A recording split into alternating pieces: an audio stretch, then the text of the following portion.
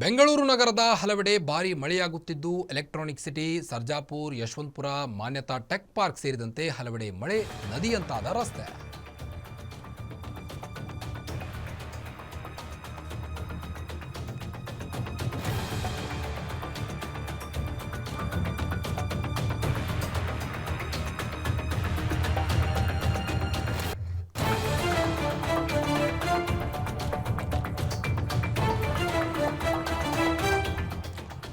Silicon city Bengaluru ನಗರದ ಹಲವೆಡೆ ಭಾರೀ ಮಳೆಯಾಗ್ತಾ ಇದೆ.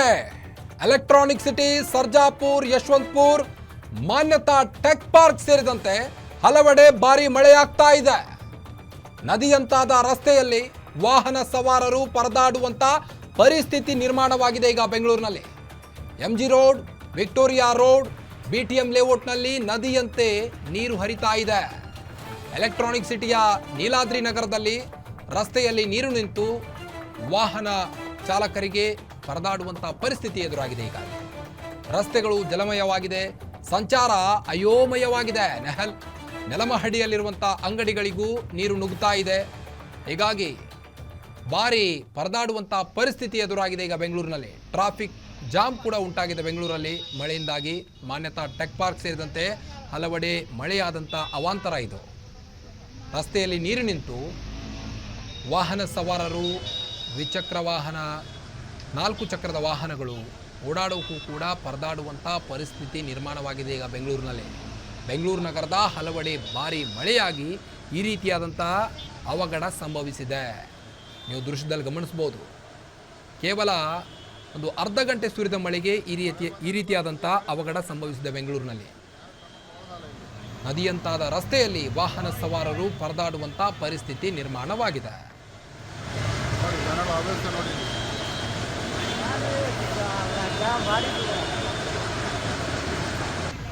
ಅಧಿಕಾರಿ ಹೋಗಿ 3 ಸರಿ ಕಂಪ್ಲೇಂಟ್ ಮಾಡಿದ್ದೀನಿ. ಅಧಿಕಾರಿಗೆ ಬರಲ್ಲ, ಈಗ ಫೋನ್ ಮಾಡಿದ್ದೀನಿ. ಅವ್ರಿಗೆ ಅವ್ನಿಗೆ ಹೇಳೋದು ಅವ್ನಿಗೆ ಹೇಳೋದಿರೋದು ಅವ್ನಿಗೆ ಹೇಳೋದು ಅವ್ನಿಗೆ ಹೇಳೋದಿರೋದು.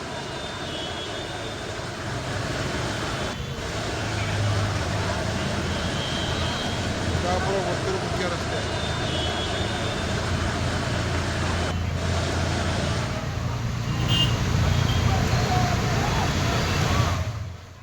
ಬನ್ನಿ, ಈ ಬಗ್ಗೆ ಇನ್ನಷ್ಟು ಹೆಚ್ಚಿನ ಅಪ್ಡೇಟ್ಸ್ ಕೊಡ್ತಾ ಹೋಗ್ತಾರೆ ಮೆಟ್ರೋ ರಿಪೋರ್ಟರ್ ಚರಣ್. ಈಗಾಗಲೇ ಬೆಂಗಳೂರಿನಲ್ಲಿ ಅರ್ಧ ಗಂಟೆ ಮಳೆ ಸುರಿದ ಕಾರಣ ಈಗಾಗಲೇ ಜನರು ಪರದಾಡುವಂಥ ಪರಿಸ್ಥಿತಿ ಎದುರಾಗಿದೆ. ಏನಿದೆ ಹೆಚ್ಚಿನ ಡೀಟೇಲ್ಸ್ ಅಂತ?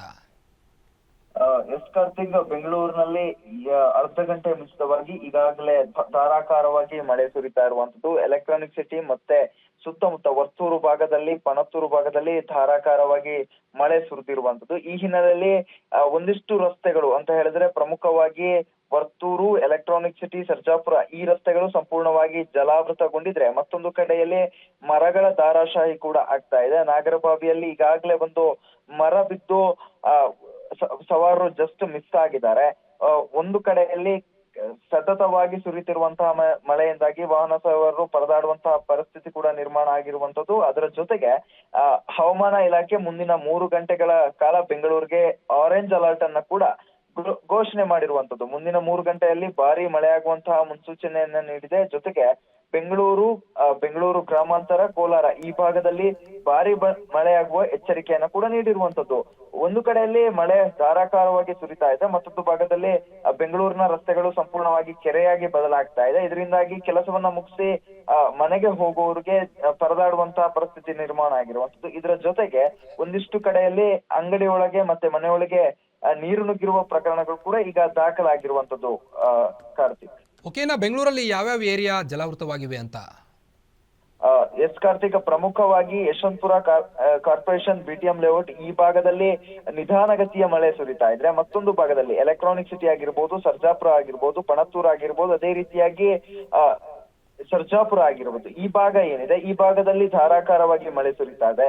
ಈ ಹಿನ್ನೆಲೆಯಲ್ಲಿ Electronic City, Wipro Gate, Sarjapur ಈ ಭಾಗದಲ್ಲಿ ಧಾರಾಕಾರವಾಗಿ ಮಳೆ ಬರ್ತಾ ಇರುವಂತ ಹಿನ್ನೆಲೆಯಲ್ಲಿ ಆ ಭಾಗದಲ್ಲಿ ಅಂತ ಹೇಳಿದ್ರೆ ಒಂದಿಷ್ಟು ರಸ್ತೆಗಳು ಮತ್ತೆ ಏರಿಯಾಗಳಲ್ಲಿ ಸಂಪೂರ್ಣವಾಗಿ ನೀರು ತುಂಬಿಕೊಂಡಿರುವಂತದ್ದು. ಎಲೆಕ್ಟ್ರಾನಿಕ್ ಸಿಟಿಯ ನೀಲಾದ್ರಿಪುರಂ ಎನ್ನುವಂತಹ ಒಂದು ಪ್ರದೇಶ ಏನಿದೆ ಅದು ಸಂಪೂರ್ಣವಾಗಿ ಜಲಾವೃತಗೊಂಡಿದೆ. ಅಲ್ಲಿ ವಾಹನ ಸವಾರರು ಪರದಾಡ್ತಾ ಇರುವಂತದ್ದು. ಸಂಚಾರ ಕೂಡ ಸಂಪೂರ್ಣವಾಗಿ ಅಸ್ತವ್ಯಸ್ತ ಆಗಿದೆ. ಇನ್ನು ಪಣತ್ತೂರು ಭಾಗಕ್ಕೆ ನೋಡ್ತಾ ಹೋಗೋದಾದ್ರೆ ಆ ಒಂದು ಭಾಗ ಪಣತ್ತೂರು ಭಾಗದಲ್ಲಿ ಈ ಹಿಂದೆ ಕೂಡ ರಸ್ತೆ ಗುಂಡಿಗಳಿಂದಾಗಿ ಅನೇಕ ಸಮಸ್ಯೆಗಳು ನಿರ್ಮಾಣ ಆಗಿತ್ತು. ಮಳೆ ಬರದೇ ಇದ್ರೂ ಕೂಡ ನೀರು ನಿಂತ್ಕೊಂಡು ಅಲ್ಲಿ ಸಮಸ್ಯೆಗಳು ಎದುರಾಗ್ತಾ ಇತ್ತು. ಇವತ್ತು ಧಾರಾಕಾರವಾಗಿ ರಾತ್ರಿ ಹೊತ್ತಿಗೆ ಮಳೆ ಸುರಿದಿರೋದ್ರಿಂದಾಗಿ ಹಳ್ಳ ಗುಂಡಿಗಳಿಂದಾಗಿ ಒಂದಿಷ್ಟು ವಾಹನಗಳು ಕೂಡ ಗುಂಡಿಗೆ ಬಿದ್ದು ಸಮಸ್ಯೆಗಳಾಗಿದೆ. ಮತ್ತೆ ಒಂದಿಷ್ಟು ರಸ್ತೆಗಳು ಸಂಪೂರ್ಣವಾಗಿ ಕೆರೆಯಂತಾಗಿ ಆ ಒಂದು ಭಾಗದಲ್ಲಿರುವಂತಹ ಮನೆಗಳಿಗೆ ಕೂಡ ನೀರು ನುಗ್ಗಿರುವಂತದ್ದು ಕಾರ್ತಿಕ್.